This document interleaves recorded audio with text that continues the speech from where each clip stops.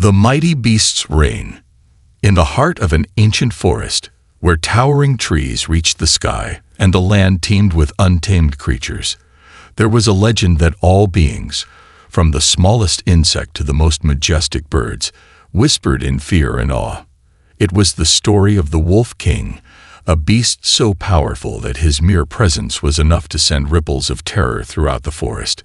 His fur, dark and thick like a cloak of night, shimmered under the moonlight, while his yellow eyes, glowing with intelligence and malice, could pierce through the darkest shadows. The Wolf King had reigned over the wilderness for countless years, his strength unmatched, and his instincts razor-sharp. He was not a mere wolf. He was a force of nature, an apex predator whose reign stretched across the forest, ruling with an iron paw.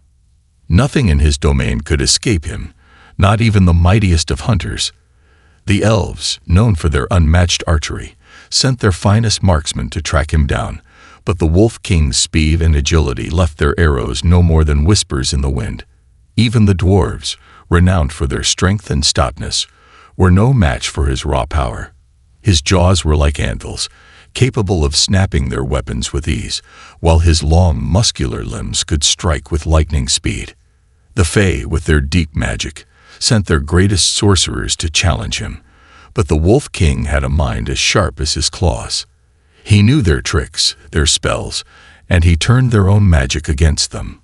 None of their incantations could touch him, for he was both a physical and mental giant, a beast forged by the wilds to be unyielding and unstoppable. For years, the kingdoms of elves, dwarves, and Fae had sent their champions, and for years, the Wolf King had struck them down one by one. His name became synonymous with fear, and his legend grew. He was the ruler of all, the ultimate hunter, and no one dared question his supremacy. But amidst all the turmoil and fear, one race remained untouched by the chaos: the humans. They were young, still building their civilizations, and their warriors were no match for the ferocity of the Wolf King. They had no legendary marksmen or great warriors, no mages or ancient spells to wield. In the eyes of the other races, they were insignificant, too weak to challenge the dominance of the Wolf King. Yet, despite their perceived weakness, the humans were more resourceful than anyone gave them credit for. Among them lived a humble gardener named Nia, a woman who had no interest in grand battles or defeating monsters. She lived a simple life in a small cabin nestled deep in the woods, surrounded by vibrant flowers and towering trees. The peaceful rhythm of her life was defined by the changing seasons, as she carefully tended to her garden, coaxing plants to bloom and animals to find solace in the quietude of her world. She had no ambition for power, no desire for fame.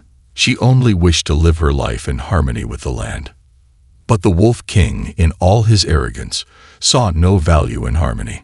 To him, everything was either prey or predator, and no one and nothing was exempt from his will.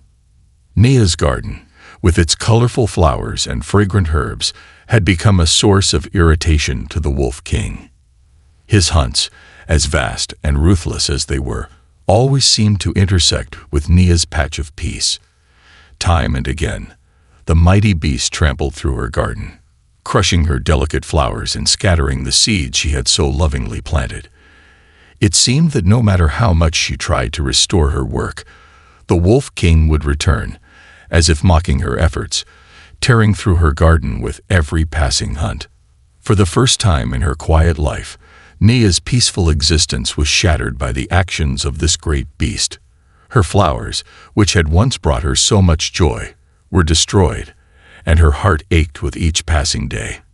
It was not the destruction of her plants that hurt her most, but the fact that the Wolf King, with his overwhelming strength and unstoppable presence, thought nothing of what he destroyed.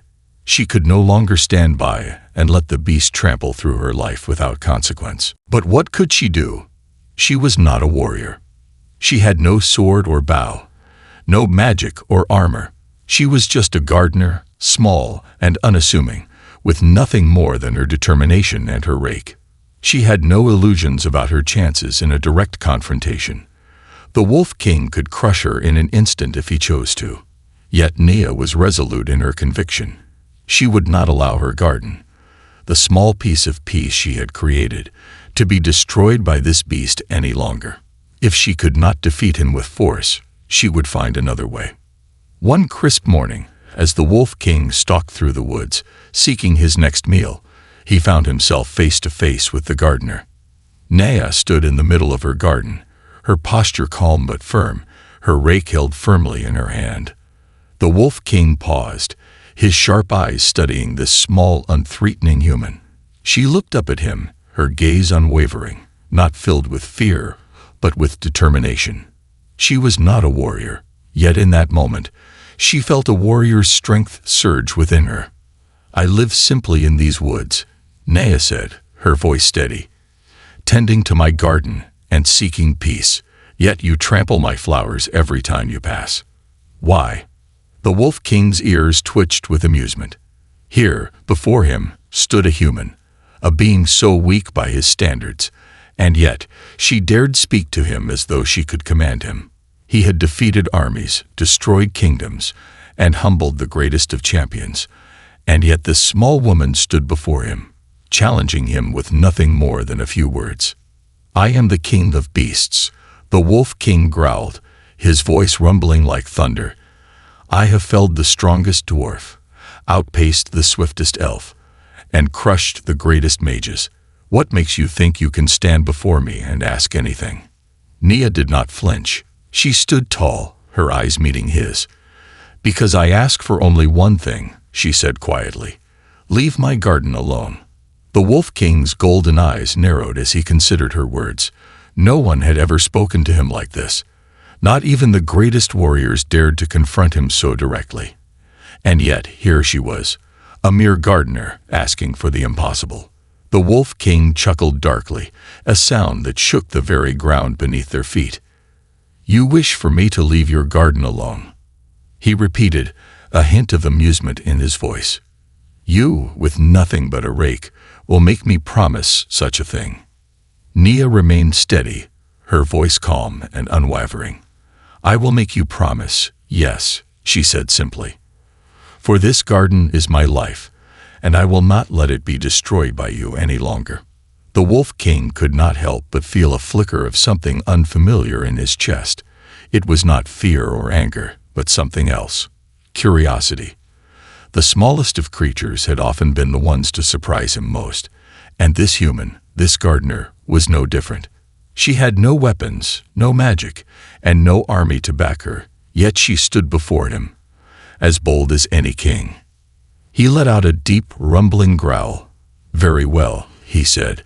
"If you are so bold, let us see if you can make me promise." Nia's heart beat faster, but she stood firm. The battle between the Wolf King and the gardener had only just begun. The gardener's challenge. The forest was still, the air thick with anticipation as Nia stood before the mighty Wolf King, her rake firmly in her hands. The great beast towered over her, his eyes sharp and golden, gleaming with curiosity and amusement. For the first time in his life, he found himself facing something he had never encountered. A challenge that required more than brute force, more than the usual power he wielded over the land.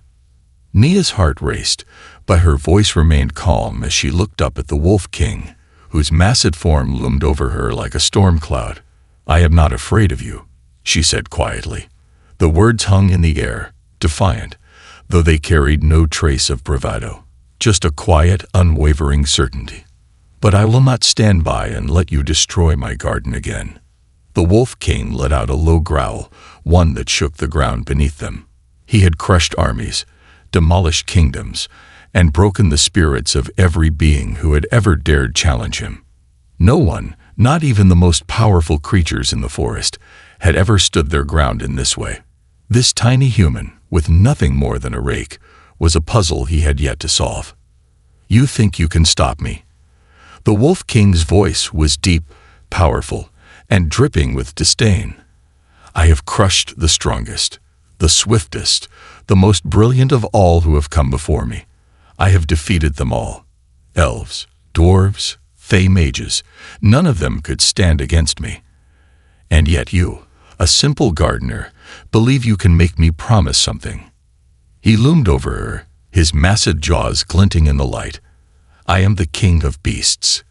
I bow to no one." Nia didn't flinch. Instead, she met his gaze directly, as steady as the ancient trees surrounding them. "I don't need you to bow," she said. "I only need you to respect my garden, to promise that you will stop destroying it. If you have so much power, then surely making a promise isn't too great a task for you." The Wolf King snorted, a burst of hot air escaping from his nose as he regarded her with growing amusement. This human was not like the others. Her defiance, her calm in the face of certain death, intrigued him. But it was not enough to make him back down. He had never given a promise to anyone, not even to those who had shown him fear. To him, a promise was a weakness, something that bound him to someone else's will, and he would never allow himself to be bound. "You are an amusing creature, little human," the Wolf King said, his voice laced with mockery. "But you do not understand. I am the king here, and I take what I want. I do as I please. If I want to crush your garden, I will. If I want to eat you, I will. There is nothing you can do to stop me." Nia stood tall, her eyes never leaving his. "You are right about one thing," she said. "You are the king of this forest, and you take what you want. But your strength is not the only power in this world. There is more to this land than force. There is wisdom, patience, and the quiet strength of those who care for the world around them." The Wolf King blinked, his golden eyes narrowing as he regarded this strange human who spoke of things he had never considered. Wisdom, patience, these were foreign concepts to him. The forest had always been about survival, about power, and he had ruled it with those two principles as his foundation. He shook his massive head, his fur bristling with frustration. "And what will you do, human? Stand before me with that rake of yours and try to convince me with words? How quaint." His lip curled into a sneer. "I could tear you apart in seconds. You are nothing but a weak, insignificant creature." Nia smiled, though there was no malice in it, just quiet understanding. "I don't need to convince you with words. I will convince you with my actions. I will be here, day after day, confronting you, warning the animals of the forest when you pass by. I will make you notice that there is more at stake than just your hunt. There are lives, small and fragile, that rely on the balance of this world. My garden is a part of that balance." The Wolf King snorted again, his sharp teeth glinting as he let out a soft growl of irritation. He had never encountered such stubbornness. He could crush her with a swipe of his paw, but something in the way she stood her ground, unwavering, caught his attention. He found himself reluctant to strike her down, though he could easily do so. "So, you would confront me every time I pass?" he asked, his voice low, a challenge in itself. "You would stand in my way and warn the forest? You are only one human. What can you do against me?" Nia tilted her head slightly, her expression calm but resolute. "I can do this. I can be here. I can show you that not all battles are won with strength. Some are won with persistence and the courage to stand up for what's right. I will warn the birds, the deer, the rabbits, every creature that crosses my path. I will tell them that you are hunting. And each time you pass, I will remind you that your actions have consequences." The Wolf King growled, his ears flattening against his head as he considered her words. "And if I simply ignored you and continue on my hunt?" he asked. "Then I will continue to warn the creatures," Nia said firmly. "I will never stop. I will not give up on my garden, and I will not let you destroy the balance of this land. I may be small, but my will is strong, and the world listens to those who refuse to give up." For the first time, the Wolf King was unsure. He had never been confronted like this before. All the other races had tried to defeat him, to overpower him. They had met him with blades, with magic, with fury. But this human had come to him with nothing more than her persistence, her patience, and the quiet determination of someone who cared deeply for something that could not fight back. "You are foolish," the Wolf King said at last, though the words lacked the conviction they once had. "But your resolve is curious. You are unlike any creature I have ever met. I have crushed armies, defeated the strongest of warriors, and torn apart the most powerful of mages. But you ask only for a promise not to destroy your garden. You are no warrior, no champion, but still, you challenge me." "I do not challenge you with force," Nia replied, "but with something stronger, my determination. My garden may not seem like much to you, but it is my life, my peace, and I will fight for it, not with violence, but with persistence." The Wolf King paused, his mind wrestling with the concept. A promise. He had never made a promise before. But here, in front of him, was a human who was willing to give everything to protect something so small, so insignificant by the standards of power. He had never understood the value of such things. "You are not like the others," the Wolf King muttered, more to himself than to Nia. "You ask for nothing but my respect. And yet, you challenge me in ways I cannot ignore." Nia did not reply, but she did not need to. The challenge was set. The Wolf King had never faced a foe like her before, and though he was still uncertain, he found himself intrigued. Perhaps this gardener's strength was not in what she could destroy, but in what she could create, and what she could protect. "Very well," the Wolf King said, his voice low and rumbling. "If you are so persistent, then I will make you a deal. You will warn the forest, you will stand in my path, and I will respect your garden. But know this, your challenge is far from over. I am no simple beast, and there is much more at stake than you realize." Nia nodded, her gaze unwavering. "I accept your challenge, and I will not back down." And so the Wolf King and the gardener stood in the midst of the great forest, two creatures bound by a promise that would change the fate of the land, and test the true power of persistence, patience, and respect. A battle of wits, not might. The sun rose slowly over the forest, casting long shadows across the land as the birds began their morning chorus. But there was an air of tension in the woods that day, a strange stillness that spread through the trees. Word had spread of the challenge between the mighty Wolf King and the small, unassuming gardener named Nia. Her simple request, to leave her garden untrampled, had ignited something inside the Wolf King, something that neither he nor Nia had fully understood. Nia stood by her garden, the dew on the flowers catching the first light of day. She was ready. She had been waiting for this moment, preparing herself to face the Wolf King once again. But today was different. Today, the challenge would be more than a battle of words. It would be a test of patience, of persistence, of cleverness, a test of something far stronger than brute force. For the Wolf King, the concept of patience was as foreign as the idea of weakness. To him, the world was ruled by power. The strong devoured the weak, and those who could not survive the hunt were left to wither. It had always been that way, and nothing had ever shaken his belief in this fundamental truth. But Nia was different. She was small, fragile even, and yet she had the courage to challenge him, to speak to him as an equal, and to demand a promise, one he had never given before. That intrigued him, and also, in a way, unsettled him.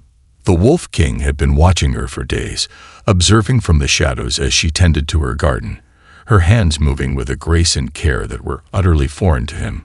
She spoke softly to the flowers, whispered to the animals that came and went, and worked tirelessly to keep her little patch of peace intact. But now it was time to face her again. The Wolf King arrived as the sun broke free of the horizon, his massive form moving through the trees with the stealth and precision of a predator. His fur blended seamlessly with the shadows, his eyes gleaming with a mixture of curiosity and frustration. He had come to find Nia, to confront her once more, to remind her that he was the king of this forest, and no human, no matter how persistent, could ever command him. When he reached the edge of her garden, Nia was already waiting. She was standing in front of the small wooden fence she had built to protect her flowers, her rake held firmly in her hands, her eyes steady as she watched the beast approach. The Wolf King stopped a few paces away, his eyes locking with hers. "You are still here," he said, his voice deep and rumbling, like the sound of distant thunder. "You continue to stand in my way." Nia did not flinch. "I have asked you once before to leave my garden alone," she said calmly. "I ask you again, only this time. I do so with a challenge. A challenge not of strength, but of mind." The Wolf King tilted his head slightly, intrigued despite himself. "A challenge of mind," he repeated. "You think that you, a gardener, can best me in a battle of wits?" Nia nodded. "I do not need to best you. I only need to show you that there is more to strength than sheer force. I will offer you a challenge, one you cannot answer with a swipe of your claws or a flash of your teeth." The Wolf King growled softly, his patience thinning. "And what is this challenge, human?" he asked. "What can you offer that would make me respect your garden enough to leave it untouched?" Nia smiled faintly, her eyes glimmering with quiet confidence. "I ask that you leave my garden alone, not because you are stronger than I, but because you understand its value. If you can answer one simple question, I will consider it settled." The Wolf King snorted. "One question? You think you can defeat me with a question?" His tail lashed in annoyance. "I am the king of beasts. I know everything there is to know about power, about survival. What could you possibly ask me that would make me respect your garden?" "Respect is not about power," Nia replied softly. "Respect is about understanding. If you can understand the value of something beyond strength, beyond dominance, you will find that you have won something greater than just a fight. You will have won true power." The Wolf King's golden eyes narrowed as he considered her words. He had never been asked to consider something so abstract, so human. The value of something beyond strength. It was a concept that tugged at the edges of his understanding, but he could not quite grasp it. He had always known the world in terms of dominance, in terms of survival. What was this gardener trying to teach him? "You speak in riddles, human," he said, his voice laced with frustration. "Ask your question, and let us see if your wisdom is truly as great as you claim." Nia nodded, unruffled. "Very well. My question is simple. It is not about power, nor about strength. It is about something that even a king must understand, something that transcends the forest's laws of survival. Tell me this. What is the value of something that cannot fight back? What is the value of something that has no power, no ability to defend itself? Can you, the great king of beasts, see the worth of something so fragile?" The Wolf King blinked, momentarily thrown off by the simplicity of the question. He was used to challenges involving strength, cunning, and power. But this was different. It wasn't a challenge of force. It was a challenge of perception. How could he, a creature forged in the fires of survival and dominance, understand something so delicate, so fragile as a garden? Nia watched him closely, her rake still in her hand, but her eyes soft. She had asked him the hardest question she could, one that would force him to reflect on his very nature. The Wolf King was a ruler, yes, but he was also a creature driven by instinct. He had never been asked to consider the worth of something that could not defend itself, something that relied on nothing but care and nurture. The Wolf King paced in front of her, his mind whirring as he tried to make sense of her words. He had never considered the idea that something with no power could still hold value. In his world, the strong thrived, and the weak perished. He had taken what he wanted without thought, because it was his right as the king of beasts. But now, as he looked at the garden behind Nia, he saw something different. The flowers, the plants, the small creatures that darted between the leaves, they were not strong. They had no power to fight or defend themselves. And yet, they were beautiful, they were alive, and they created a balance in the forest that the Wolf King had never considered. Without them, the world would be far different, colder, harsher, and less vibrant. For the first time, the Wolf King felt a twinge of doubt. What was the value of something that could not fight back? It was a question that gnawed at him, and as he looked at Nia, he realized that she had already won. She had made him see something he had never understood: the value of life, of beauty, of things that did not rely on power to exist. Finally, after what felt like an eternity, the Wolf King stopped pacing. He stood still before Nia, his massive body towering over her, and he lowered his head slightly. "I do not understand all that you have shown me," he said slowly, his voice softer than she had ever heard it. "But I understand this. The garden you protect has a value beyond what I can measure. I may not see its worth in the way you do, but I can respect it. I can respect you." Nia smiled, her heart swelling with a quiet triumph. "That is all I ask," she said, her voice gentle. "Respect, not because of power, but because we understand one another." The Wolf King let out a deep, rumbling sigh. He had never been defeated in the way that Nia had defeated him. She had not used force, nor had she tried to overpower him. She had simply made him see something he had never seen before, and in that moment, he knew that he would never look at the world, or the garden, in the same way again.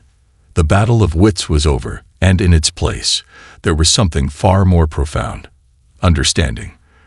The Wolf King had been challenged, not by force, but by perception, and in that challenge, he had found something greater than strength. He had found respect. As the sun began to rise higher in the sky, the Wolf King turned and began to walk away, his massive form retreating into the depths of the forest. Nia watched him go, her heart calm, knowing that she had done what no one else had ever done. She had changed the mind of the king of beasts, not with force, but with the quiet strength of her conviction. The price of mercy. Days passed, and with each one, the unspoken bond between Nia and the Wolf King grew stronger. The mighty predator, once a relentless force of nature, found himself returning to Nia's garden not with the intent to destroy, but to observe.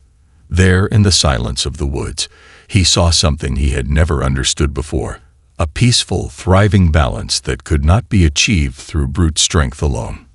The gardener, with her humble tools and tender care, had shown him a new kind of power: the power of mercy, of patience, of creation rather than destruction. Yet, as the days turned into weeks, the Wolf King began to feel an unfamiliar sensation: a yearning, something deeper than his instinctual desire for dominance. Nia's quiet wisdom had become something he craved, and her presence filled a space in his heart that had been untouched for centuries. It was not something he could easily define, this feeling of longing and respect, but it was real, and he couldn't ignore it. One morning, as the sun began to filter through the dense canopy of the forest, the Wolf King approached the garden once more. Nia was there, as always, kneeling among the flowers, her hands gently working the soil. The air was crisp, and the soft hum of life filled the space between them. The Wolf King's large form was barely a whisper in the wind as he stepped into her view, his presence immediately commanding the attention of the birds and animals nearby. Yet he moved with the quiet grace of someone unsure of his place. Nia did not look up immediately, continuing her work with the same quiet focus. She had come to expect his visits, though she could not predict the nature of each one. The Wolf King was a creature of instinct, yes, but he was also evolving, changing in ways even he could not fully comprehend. There had been a time when he would have crushed anything that dared challenge him. Yet now, he found himself reconsidering his actions, questioning his very nature. His dominance was no longer enough to satisfy the growing sense of emptiness within him. It was only when he stood a little closer that Nia looked up, her face softening with a smile, though there was no surprise in her eyes, just quiet understanding. "You're here again," she said gently, her voice calm and steady, as though it were the most natural thing in the world. "I can't stay away," the Wolf King replied, his voice low, almost reluctant. The words felt strange to him, but they were true. There was something magnetic about Nia, something in her that had begun to pull him back again and again. "What is it that you have here, gardener?" What is it that makes this place so different? Nia stood slowly, brushing the dirt from her hands, and walked toward him. Her gaze never wavered, though she could feel the weight of the Wolf King's presence like a heavy cloud above her. "It's life," she said simply. "This garden, this forest, they live together. Every leaf, every root, every creature plays its part. It's not about strength or power. It's about coexistence, a balance. And I protect that balance." The Wolf King stared at her, his golden eyes narrowing slightly. He had never truly understood the value of balance. In his world, it had always been about the strongest surviving and the weakest falling away. There had been no room for tenderness, no place for mercy. Yet as he looked at Nia, standing there with her quiet, unwavering strength, he felt the weight of something much greater than he had ever known. "I came to ask you something," the Wolf King said, his voice low and filled with an unfamiliar vulnerability. He had always taken what he wanted without hesitation, without thought. But now, in the face of the gardener who had shown him a different path, he found himself hesitating. "I have seen your mercy, your patience, and He paused, struggling to find the words. "I want to understand." Nia's gaze softened, and she placed a hand gently on the Wolf King's massive head, something no one had ever dared do before. The touch was not one of fear, nor of subjugation. It was one of connection, of understanding. "You're learning," she said quietly, almost to herself, as though acknowledging the changes within him. "But learning takes time, and mercy has a price." The Wolf King tilted his head, confused. "A price?" he repeated. "What price?" Nia withdrew her hand and stepped back, her expression turning thoughtful. "Mercy is not without consequence. It changes the way we see the world. It makes us more vulnerable. It means that we can no longer act without considering the lives of others. You've shown mercy to my garden, and to me. But mercy is not just an action. It's a way of living. And that comes with sacrifices." The Wolf King remained silent, his golden eyes flickering with something he had never truly felt before: doubt. He had been a king, a ruler of beasts, for as long as he could remember. His life had been one of taking, of asserting dominance over all who crossed his path.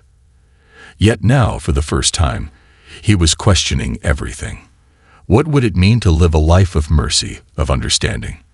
Could he truly embrace this new path without losing himself? "I have not known mercy before," he said quietly, his voice carrying a heavy weight. "I have taken what I wanted, without hesitation, without care for others. It has been the way of the forest, the way of survival. But now, I do not know if I can return to that way of living. Your garden, your peaceful world, it calls to me." Nia watched him carefully, her heart open but guarded. She had seen the change in him, had watched him grow from a creature of destruction into something more complex, more human in a sense. But she also knew that this path was not easy. It would require sacrifice, not just from him, but from her as well. Mercy was a gift, but it came at a cost. And she wasn't sure if the Wolf King was ready to pay that price. "The price of mercy is that we can no longer act for ourselves alone," she said softly. "When you show mercy, you change the balance of power. You change the rules. It means that, sometimes, you must protect others, even when it costs you something." The Wolf King considered her words for a long moment. He thought of his past, of the countless hunts he had led, of the victories he had claimed. He thought of the power that had always been his, the strength that had defined him. And then he thought of Nia's garden, of the peace she had cultivated, and of the life that flowed through every corner of the forest because of her care. Could he truly be the king of beasts and still embrace this mercy? Could he truly be the protector of the forest without destroying those who stood in his way? "There is a cost, then," the Wolf King murmured, almost to himself. "A price I must pay for mercy." Nia nodded, her eyes filled with understanding. "Yes, mercy is a gift, but it changes us. It makes us more connected to the world, more aware of the lives around us. but it also means we can no longer take what we want without considering the consequences. The Wolf King stood silently for a long while, his mind churning with the weight of her words. And then, finally, he spoke. "I will not destroy your garden," he said, his voice steady, though his words held the weight of something deeper. "But I must ask for something in return." Nia raised an eyebrow, intrigued. "What do you ask?" The Wolf King lowered his head slightly, his eyes intense. "I have shown you mercy, and I will continue to protect your garden. But in return, I ask for something I have never asked for before, your trust. I ask that you show me that mercy, that understanding, in return." Nia stood still, her heart beating faster as she considered his words. The price of mercy was not just one of action, but of trust. It was a bond between them, forged in understanding and shared vulnerability. And in that moment, she realized that her journey with the Wolf King was not one of simple victory or defeat. It was a journey of transformation, for both of them. She nodded slowly, her voice soft but certain. "You have my trust, Wolf King, and I will stand by you as you learn this new path. But remember, the true price of mercy is not just to offer it, but to live it every day." The Wolf King let out a soft, rumbling sigh. For the first time, he felt something stir within him. A new kind of power, one that was not based on dominance, but on connection. And in that moment, he knew that the greatest king of all was not the one who took the most, but the one who gave the most, who showed mercy and earned trust in return. And so, as the sun rose higher in the sky, the Wolf King and Nia stood side by side, two unlikely allies bound by a shared understanding. The forest was quiet, the world holding its breath, as they stepped forward together, no longer enemies, but companions on a path that neither of them had ever anticipated. The price of mercy had been paid, and the true journey was only just beginning. Strength in unity. The months that followed were a time of transformation, both for the forest and for the relationship between Nia and the Wolf King. What had once been a barren landscape of power struggles and domination had slowly morphed into a place of cooperation and mutual respect. Nia's garden, which had once been trampled by the great beast, flourished more than ever, its colors vivid and bright, its fragrance stronger. And the Wolf King, who had once ruled the forest with an iron claw, found himself learning to appreciate the delicate balance that Nia had worked so tirelessly to create. But despite the progress they had made, the Wolf King still struggled with the concept of true unity. His world had always been defined by the law of the strongest, and the idea of working together, sharing resources, and helping others was an alien thought. He had seen humans who had no claws, no fangs, no natural strength to wield, work together to build communities, to cultivate the land, to help one another. It was an odd thing, and yet it was powerful.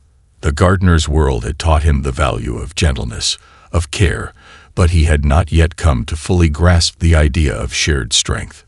It was one cold morning, when the last traces of autumn still clung to the trees, that Nia approached the Wolf King with a new proposition. He had been quietly observing the forest, standing at the edge of the trees, his golden eyes sweeping over the landscape. The peace he had found here was a welcome relief from the constant battle for dominance he had once known, but something still gnawed at him. There were times when hunger plagued the wolves of the forest, when prey was scarce, and they were forced to scavenge, or worse, go hungry. Even the Wolf King could not hunt alone forever. Nia approached him slowly, her soft footsteps barely making a sound on the fallen leaves. She had seen his troubled expression, the way he sometimes looked out over the forest with a deep sense of responsibility, yet without the means to solve the problems that arose. The cooperation between her people and the wolves was still in its infancy, and there were challenges they had not yet overcome. The creatures of the forest, though they had come to respect the Wolf King, were still wary. Their survival instincts had been shaped by years of fearing his reign, and now they found themselves in a delicate dance of trust and uncertainty. I see you still worry, Nea said gently, stepping up beside the Wolf King. He looked down at her, his expression soft, though still filled with uncertainty. I worry because we are still strangers to one another, the Wolf King said, his voice low. The wolves are strong, but we cannot hunt without purpose. Without unity, we will always struggle. We cannot survive on our own, no matter how mighty we are. Nea looked up at him, her eyes filled with understanding. She had been raised in a world where cooperation was second nature, where humans had learned long ago that survival was not only about the individual, but the collective. But the Wolf King had never known this kind of unity. His strength had always been his own, and now he was learning to share it. But it was not an easy lesson. That is why we must work together, Naya replied softly.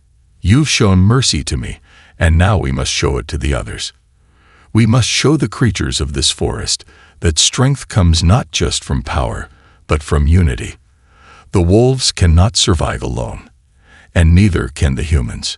But together, we have something more. The Wolf King was silent for a long moment, his eyes sweeping over the forest as he considered her words. He had always believed that strength was about domination, about being the one to take, to rule, to control. But Nea's words had planted a seed within him, one that had begun to sprout in the quiet corners of his mind. He had seen it in the humans, in their willingness to work together, to share their food, their shelter, their care for one another. And he had seen it in his own wolves, who had started to follow his example, who now looked to him not just as a ruler, but as a protector. What do you suggest? The Wolf King finally asked, his voice thoughtful. How can we make this work? Nea smiled, though there was a hint of sadness in her eyes. It will take time, she said, and it will require a willingness to change. But the first step is simple. We must ask for the help of the others, not just the wolves, but the humans, the birds, the deer, all the creatures who call this forest home.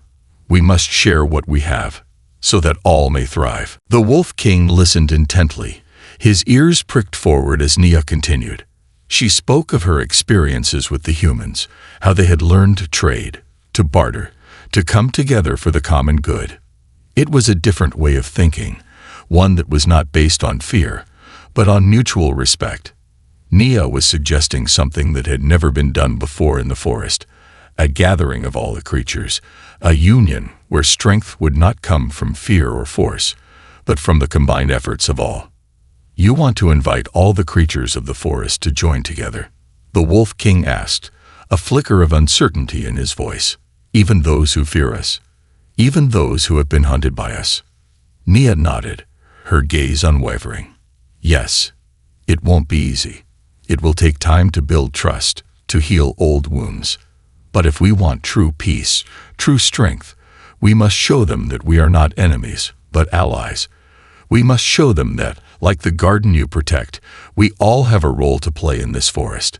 The Wolf King's heart beat faster as he considered her words. He had never imagined such a world, one where the wolves and the other creatures could coexist in peace. It had always been a world of predators and prey, a world where survival was a constant struggle. But Nea was showing him that there could be another way, a way where even the strongest could protect the weakest, and where cooperation, not fear, was the foundation of strength. I will help you, the Wolf King said at last, his voice steady, but his eyes full of determination. I will call the wolves together, and I will ask them to trust in this new way. But I will not do it alone. I will need your help to show the others that we are not their enemies. Nea smiled warmly, her heart swelling with gratitude. You have my help, Wolf King. Together, we will show them that strength comes not from dominance, but from unity. And so, together, they set out to gather the creatures of the forest. The Wolf King called his pack together, his deep, resonant voice echoing through the trees.